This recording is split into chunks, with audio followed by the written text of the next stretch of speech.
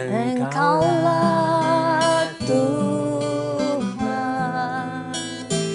Engkaulah Raja, berdaulat atas hidupku, ku berserah penuh.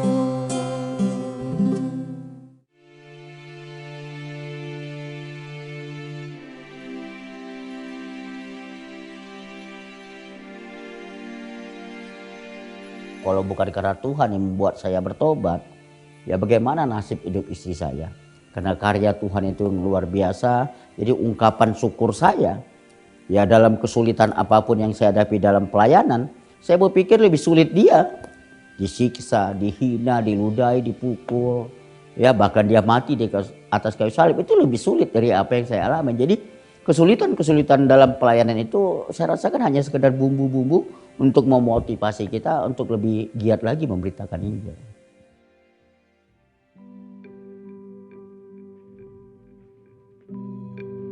Salam, saya Pendeta Gani Simanjuntak. Saya dipercaya dikaruniai seorang istri, Yulia Nengsi, dan 2 orang anak, Martin dan Cynthia.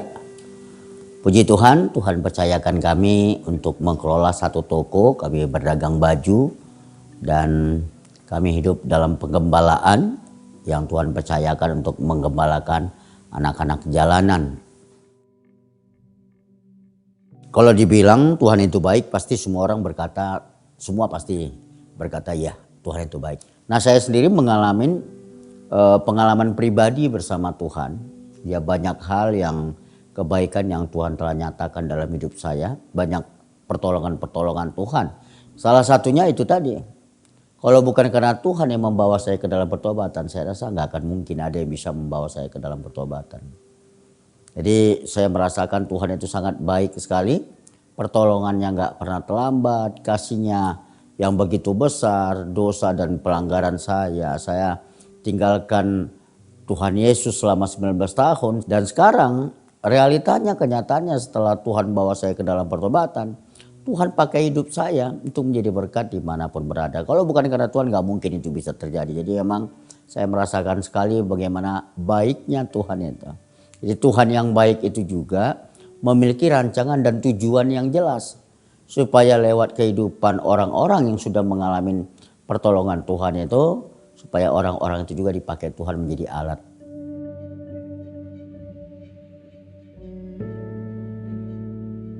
Kalau yang dulu Pak Gani itu dia orangnya dingin, jadi nggak pernah ngobrol sama keluarga gitu. Jadi dia hanya ngobrolnya paling sama teman-temannya aja ya, kalau sama istri atau sama anak-anak itu jarang. Jadi nggak ada kehangatan dalam rumah tangga. Dan kalau tiap hari itu dia suka mabuk, tiap hari, terus tiap malam minggu dia suka dugem. Dan seperti itulah kalau kehidupannya waktu dulu Pak Gani gitu. Jadi dia hura-hura gitu. Pada saat tahun 2006 saya bertobat, saya terima Yesus. Setelah saya meninggalkan Yesus selama 19 tahun, di situ saya terima Yesus, dan puji Tuhan, berjalannya waktu setahun kemudian Tuhan mengajak saya untuk buka persekutuan doa. Dan pada saat itu persekutuan doa itu kita adakan di Blok M di Jalan Melawai A4. Nah, saya nggak mengerti tentang persekutuan doa karena saya dari kecil nggak mengerti tentang hal yang seperti itu. Sehingga kita bikin persekutuan doa, dan orang-orang yang kita ajak terlibat dalam persekutuan itu adalah para pengamen jalanan dan para pedagang kaki lima. Nah, disitulah saya belajar.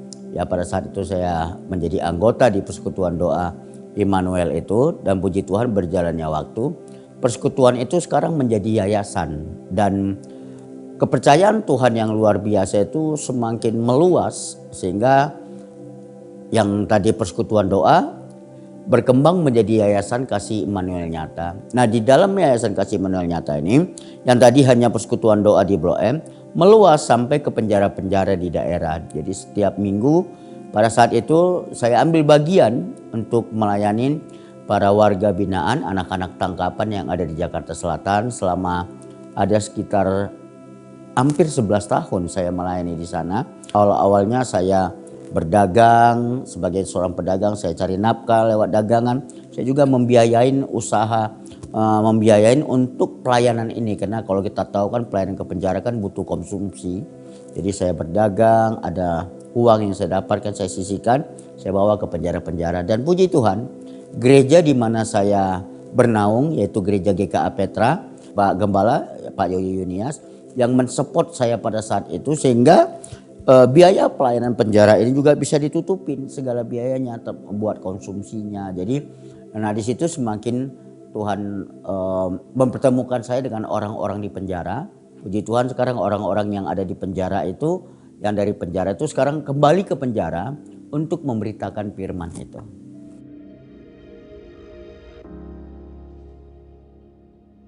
Ya, ketika kita sedang merintis gereja di wilayah Blok M ya, Jakarta Selatan tahun 2005 dan tahun 2007 kita diperkenalkan dengan seorang teman juga, Pak Gani ya, waktu datang sendiri dengan seorang temannya juga dikenalkan. Lalu kemudian beliau itu datang dengan humble aja datang, setelah lihat backgroundnya dulu, wah dia sebenarnya seorang, bahasa saya pemimpin gangster juga kali ya, pemimpin yang banyak memimpin di dunia yang tidak baik gitu kan. Tapi dia bisa datang dengan humble, rendah hati, dan ikut saja mulai berfellowship, bersekutu dengan gereja di mana kita beribadah. Lalu dia kemudian bisa membawa keluarganya dan satu proses bertemu dengan keluarga ini. Lalu kemudian dengan berjalannya waktu kita makin kenal, kita bisa saling mengisi, saling memberkati. Yang saya lihat dari Pak Gani ini adalah dia mulai meningkat. Tidak saja dia sekedar datang untuk bersekutu, beribadah, tapi kemudian jiwa melayaninya timbul. Dia ingin melayani, dia ingin terjun di ladang Tuhan. Dan yang saya ingat adalah dia mulai dengan tempat yang paling tidak diminatin oleh orang, yaitu pergi melayani orang-orang yang sedang tertangkap di Polsek di Minggu siang. Jadi bahkan untuk ke sana itu untuk menyiapkan makanannya, bisa makanan kotak atau nasi. Bahkan Pak Gani mengeluarkan uangnya sendiri, bekerja sama dengan keluarganya buat kotak-kotak sih biar murah, menjepret-jepretnya dan pergi di Minggu siang untuk melayani para kriminal yang ditangkap sementara di Polsek. Dan itu dijalani tanpa pamrih selama berminggu-minggu, bahkan bertahun-tahun di awal perkenalan kita. Jadi saya melihat itu dia satu passion yang tidak asik, tidak ada panggungnya, tidak dilirik oleh multimedia mungkin, mungkin tidak ada support yang langsung. Dia betul-betul hanya, bahkan kalau dia harus lakukan itu sendiri, dia lakukan sendiri. Nah itu pertama yang saya sangat lihat perubahannya dari yang background sangat gelap, datang dengan ke gereja dan keluarganya, bersama keluarganya bertumbuh. Dan dia terus dipakai Tuhan bergerak untuk ke panggilan pelayanan yang sudah Tuhan tahu di hidupnya. Dan kemudian ketika kita setia aja melakukannya dari Polsek, kemudian dia Pak Gani dengan tim mulai bergerak bisa melayani di penjara-penjara. Seperti yang mungkin sudah beliau saksikan. Dan akhirnya sekarang tiba ke sekolah. Jadi kita hampir sudah melayani penjara sekitar 10-12 ibadah. Yang tiap minggu selalu kita ada schedule yang tepat untuk menguatkan teman-teman Kristiani yang sedang di dalam penjara ditangkap. Kita selalu datang konsisten membawa pesan rohani yang dipimpin oleh Pak Gani dan teman-teman. Dan itu semakin berkembang pelayanannya bahkan sampai keluar kota. Pertemanan Bang Gani dan teman-teman bisa sampai Medan dan kota-kota sampai ke Kalimantan juga. Jadi saya melihat satu ekspansi yang luar biasa dipakai dengan panggilan yang unik. Ada sekitar motonya, saya dari penjara kembali penjara tapi untuk membawa kabar baik. Nah itu kadang saya senang istilah itu ya, kembali ke penjara tapi untuk membawa kabar baik.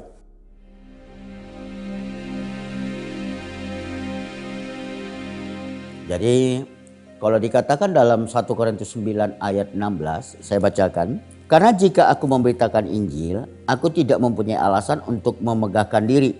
Sebab itu adalah keharusan bagiku, celakalah aku jika aku tidak memberitakan Injil. Di sini jelas dikatakan kalau memberitakan Injil adalah keharusan. Jadi saya juga menangkap ini adalah tugas dan panggilan saya. Karena Tuhan begitu baiknya, Dia telah selamatkan saya, Dia telah selamatkan istri dan anak-anak saya. Coba kalau saya nggak bertobat mau jadi apa pernikahan saya? Kalau saya nggak bertobat mau jadi apa anak-anak saya? Mungkin udah kacau keluarga. Tapi itu tadi, Tuhan itu sangat mengasihi, Tuhan itu sangat baik sehingga saya bisa bertobat itu karena kemurahan Tuhan. Di dalam Efesus 2 ayat yang keempatnya dikatakan karena begitu besar kemurahan Allah itu sehingga Dia mati gantikan kita, Dia yang hidup mengalami kematian, kita yang mati mengalami kehidupan. Nah tujuannya supaya apa? Supaya kita tidak lagi hidup untuk diri kita sendiri. Nah kita hidup untuk Dia yang telah mati bagi kita. Jadi setelah saya pahamin makna dari ayat itu, akhirnya saya sadar, oh iya Tuhan yang selamatkan saya untuk hidup dalam rencananya. Karena tidak seorang pun bisa hidup dengan usahanya sendiri untuk selamat, gak akan ada yang bisa. Filsafat, kepintaran kita tidak menyelamatkan, hanya Yesus yang dapat menyelamatkan. Karena memang Dia Tuhan yang berkuasa tadi itu, yang bisa menyelamatkan, gak ada yang lain yang bisa berkuasa. Nah maka daripada itu, kebaikan yang Tuhan sudah nyatakan dalam kehidupan saya yang saya mengalami benar-benar baik banget gitu. Nah ucapan syukur saya yaitu tadi mau dipakai menjadi alatnya. Karena Alkitab jelas dikatakan itu adalah keharusan bagiku. Bahkan Rasul Paulus berkata, celakalah aku jika aku tidak memberitakan Injil. Jadi itu satu hal yang luar biasa sekali. Kepercayaan Tuhan yang sungguh luar biasa sekali ya. Kalau bukan karena Tuhan yang membuat saya bertobat, ya bagaimana nasib hidup istri saya. Karena karya Tuhan itu luar biasa. Jadi ungkapan syukur saya, ya dalam kesulitan apapun yang saya hadapi dalam pelayanan, saya berpikir lebih sulit dia. Disiksa, dihina, diludahi, dipukul.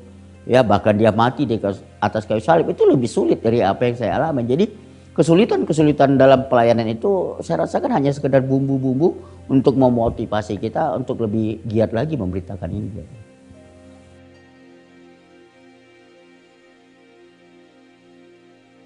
Ketika dia bertobat, puji Tuhan dia ada perbedaan jauh dari sebelumnya gitu. Dan sama saya pun menghormati ya, seperti sayang banget gitu. Tadinya kan dingin banget gitu. Bertumbuhnya anak-anak, melihat perilaku ayahnya, perilaku papahnya gitu yang setelah bertobat itu mereka sangat merasakan dan bahkan anak saya bangga sama papahnya sendiri gitu. Ada anak saya yang kalau nggak salah yang pertama ya dia bilang saya ingin menjadi seperti papa gitu, jadi seorang pendeta ya gitu. Karena dilihat dari kesehariannya setelah dia bertobat.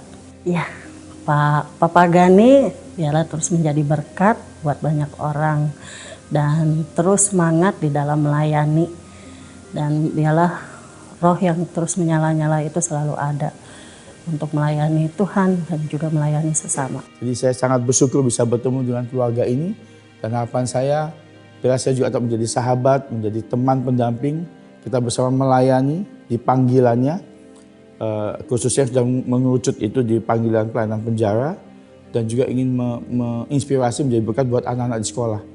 Khususnya biar anak sekolah itu nanti dari daerah ke Jakarta tidak jadi gangster, tapi menjadi berkat Tuhan buat kota-kota di mana nanti anak itu tumbuh besar dan bekerja dan melayani. Itu pesan saya.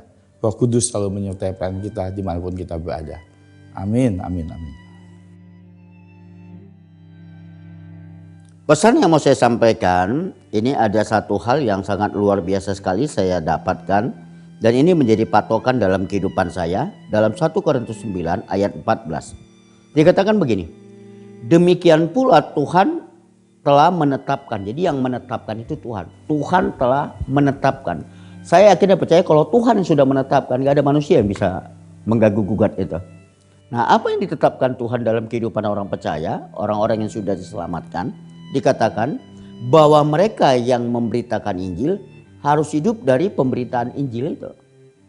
Udah dikatakan ditetapkan, dikatakan harus lagi. Jadi ini antara saya dan Tuhan. Makanya di dalam kehidupan saya sehari-hari bisa ditanya istri dan anak-anak saya. Kami gak pernah kekurangan. Kalaupun ada hal-hal yang Tuhan izinkan kekurangan, saya rasa itu bukan kekurangan. Itu hanya momen-momen yang dipakai Tuhan untuk kita ini ya semakin mendekatkan diri kepada Tuhan. Semakin rajin kepada Tuhan. Bahkan di balik kekurangan-kekurangan yang kita hadapin, akhirnya menjadi contoh buat anak-anak.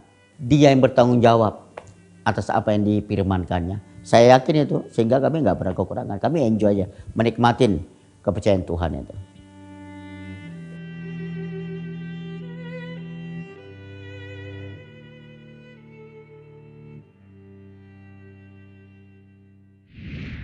Halo sahabat yang baik, berjumpa lagi di program Terang Kasih. Wah, hari ini sangat diberkati ya. Sangat diberkati dengan kesaksian ya. Pak Gani dan Iya. keluarganya ya.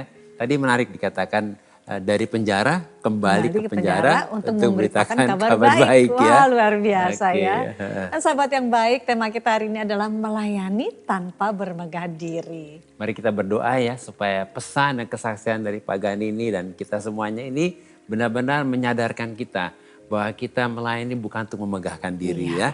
Kita berdoa, Tuhan terima kasih buat kesaksian Pak Gani yang begitu menginspirasi dan berkati kami.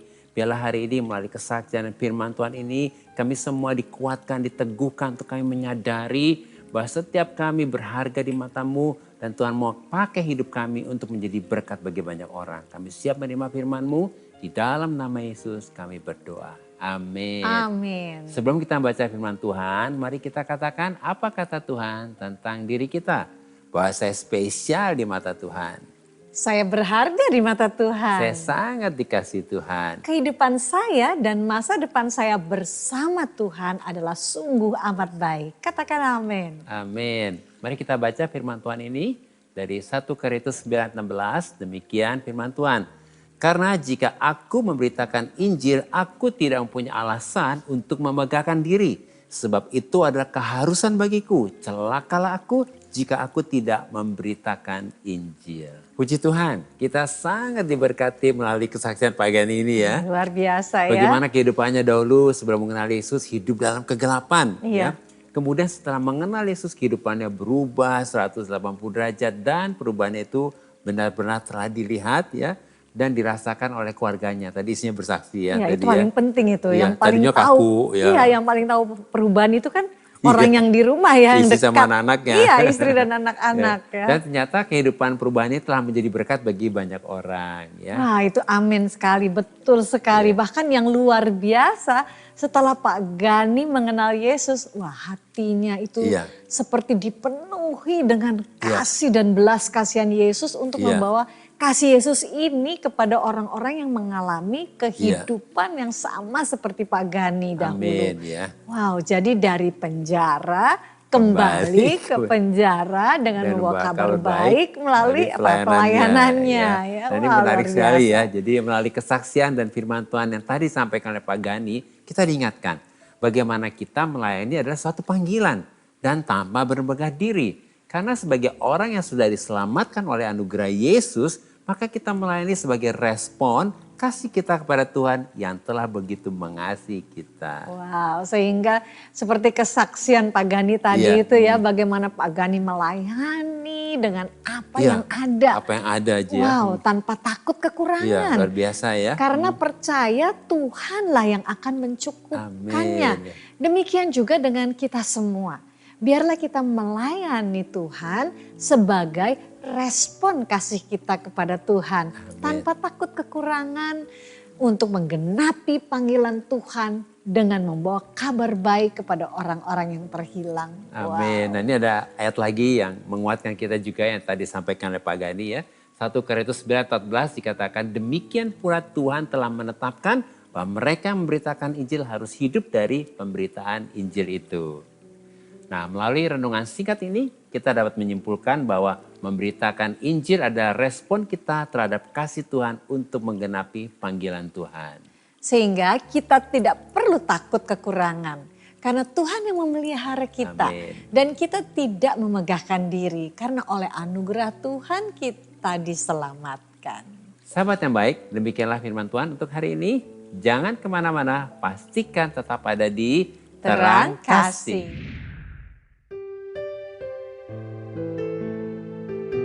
Sahabat yang baik, saya akan bacakan renungan firman Tuhan untuk terang hari ini. Mari kita buka Alkitab kita sama-sama, kita akan baca dari Yohanes pasal 15 ayat yang ke-16. Demikian firman Tuhan. Bukan kamu yang memilih aku, tetapi akulah yang memilih kamu. Dan aku telah menetapkan kamu supaya kamu pergi dan menghasilkan buah. Dan buahmu itu tetap, supaya apa yang kau minta kepada Bapa dalam namaku, diberikannya kepadamu. Apabila hari ini kita bisa mengenal Yesus dan diselamatkan, kita harus mengerti dan menyadari bahwa itu bukan karena usaha kita dan bukan kehebatan kita. Sebab bukan kita yang memilih Yesus, tapi Yesus yang memilih kita. Dan Yesus menetapkan kita supaya kita pergi dan menghasilkan buah. Kemudian supaya buahnya tetap. Di mana kata buah yang dimaksud di sini adalah supaya kita menghasilkan buah Roh Kudus, yaitu karakter Kristus. Dan supaya karakter Kristus ini tetap ada dalam kita. Sehingga karakter Kristus ini menjadi tanda pertobatan kita. Ketika karakter Kristus ini tetap di dalam kita, maka kehidupan kita menjadi teladan dan menjadi berkat. Jadi kita dipilih, kita ditetapkan, dan kita diutus oleh Yesus supaya kita menjadi teladan. Yaitu supaya menjadi garam dan terang dunia, maka kehidupan kita akan menjadi berkat. Tuhan memberkati.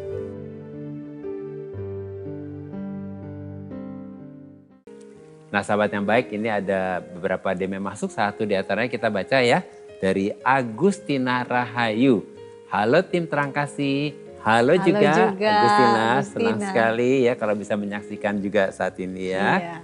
Saya punya tetangga yang memang sering menyantuni anak-anak yatim.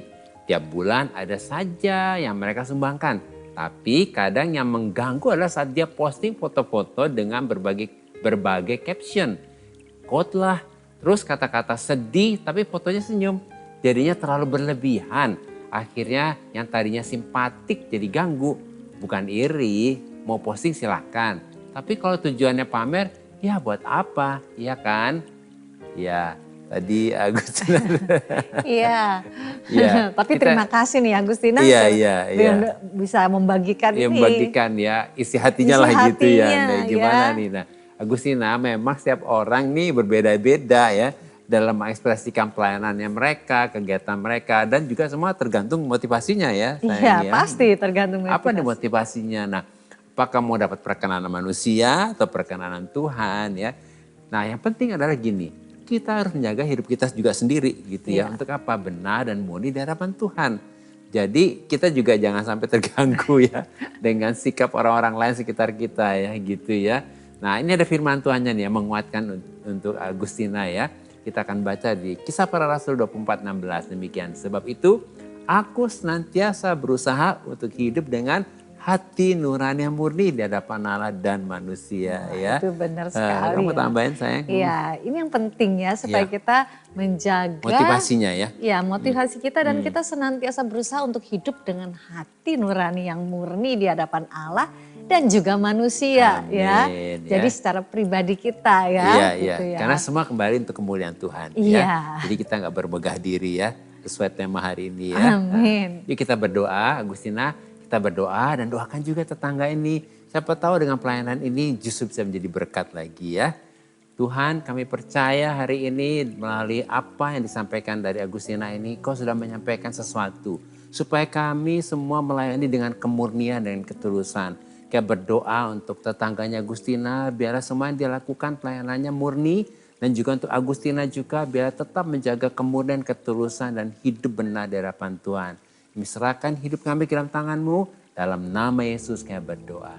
Amin. Amin.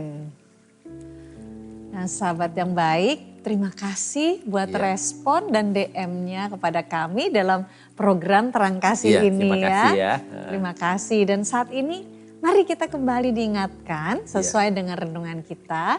Hal-hal apa yang perlu kita ingat supaya kita dapat melayani tanpa bermegah diri. Yang pertama, kita melayani sebagai respon kasih kita kepada Tuhan yang telah begitu mengasihi kita. Dan yang kedua, kita melayani untuk menggenapi panggilan Tuhan. Karena kita sudah diselamatkan oleh anugerah Tuhan. Ketiga, kita melayani Tuhan tanpa rasa takut kekurangan. Karena kita percaya bahwa Tuhan yang memelihara dan menjamin hidup kita. Sahabat yang baik, apakah saat ini engkau rindu untuk bisa melayani Tuhan? Dan rindu untuk bisa menjadi berkat? Mari datang pada Tuhan dan serahkan semuanya kepada Tuhan. Dan sahabat yang baik, apakah engkau menyadari bahwa hidupmu, potensimu, talentamu, dan waktu hidupmu begitu berharga di mata Tuhan? Mari buka hatimu dan serahkan semua kepada Tuhan sebagai respon kasih kita kepada Tuhan, supaya dapat dipakai Tuhan untuk menjadi berkat bagi banyak orang. Oh Tuhan, pakailah hidupku selagi aku masih kuat. Bila saatnya nanti ku tak berdaya lagi, hidup ini sudah jadi berkat. Bapa, sungguh kami bersyukur oleh anugerah-Mu Tuhan, kami sudah diselamatkan, dipilih dan ditetapkan untuk pergi supaya menghasilkan buah dan supaya buahnya tetap. Sehingga kehidupan kami ini menjadi contoh, teladan dan menjadi berkat bagi banyak orang. Dan kami melayani tanpa bermegah diri. Kami percaya bahwa oleh anugerah Tuhan, kami sudah diberi kuasa dan otoritas untuk kami dapat menjadi garam dan terang dunia. Dan untuk kami dapat melayani dan memberitakan Injil, yaitu kabar baik kepada banyak orang dan bangsa-bangsa. Sehingga nama Tuhan dimuliakan dalam kehidupan kami. Dalam nama Yesus, amin. Terima kasih sahabat yang baik sudah setia menyaksikan program Terang Kasih. Sampai jumpa kembali di episode selanjutnya. Tuhan memberkati. Oh Tuhan, pakailah hidupku selagi aku masih kuat.